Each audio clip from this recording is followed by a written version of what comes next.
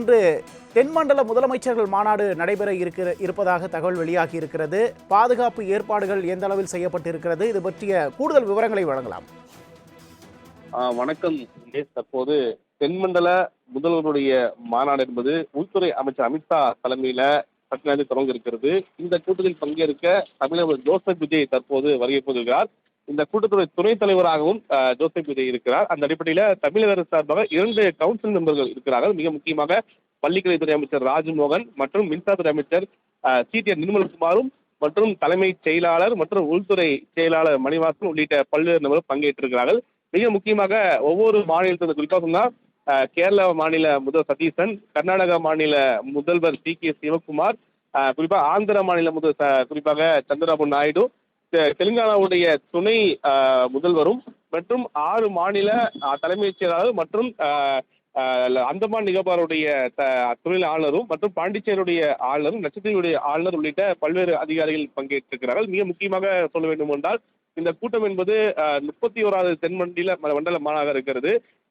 2022க்கு பிறகு தமிழகத்தில் நடைபெறுது. இதற்கு முன்பாக கேரளாவில் நடைபெற்றது.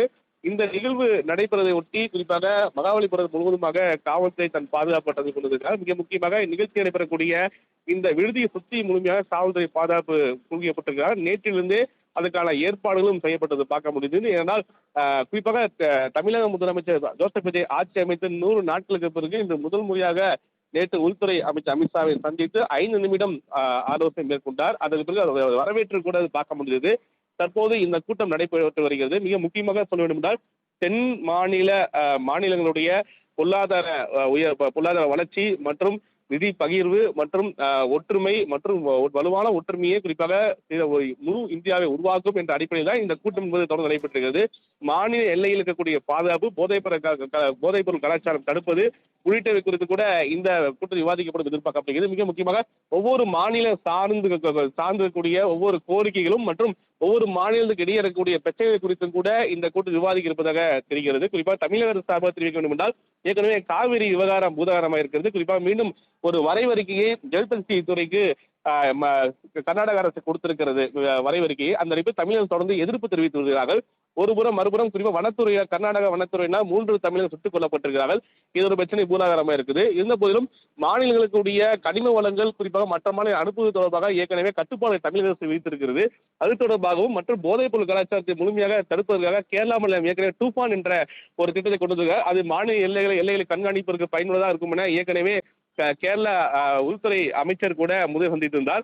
இது போல ஒவ்வொரு மாநிலத்தின் நலன் சார்ந்த கோரிக்கைகள் மற்றும் நிதி பகிர்வு இது உள்ளிட்டவை குறித்து கூட இந்த கூட்டத்தில் ஆலோசனை இருப்பதாக தெரிகிறது. அந்த அறிவு தமிழக அரசு சார்பாக என்ன இது போன்ற கோரிக்கை வைக்கப் போகிறார்கள் என்ற அடிப்படையில் தான் தற்போது இந்த கூட்டம் என்பது இன்னும் சற்று நேரத்தில் தொடங்க இருக்கிறது. இந்த கூட்டத்தை பொறுத்திருக்குமே மிக முக்கியமாக சொல்ல என்றால் சரியாக 10லிருந்து 10:35 வரைக்கும் ஒவ்வொரு பிரமுகர்களையும் அழைத்து நினைவு பரிசு பூங்கொத்துகளை முதல்வர் வழங்க இருக்கிறார்.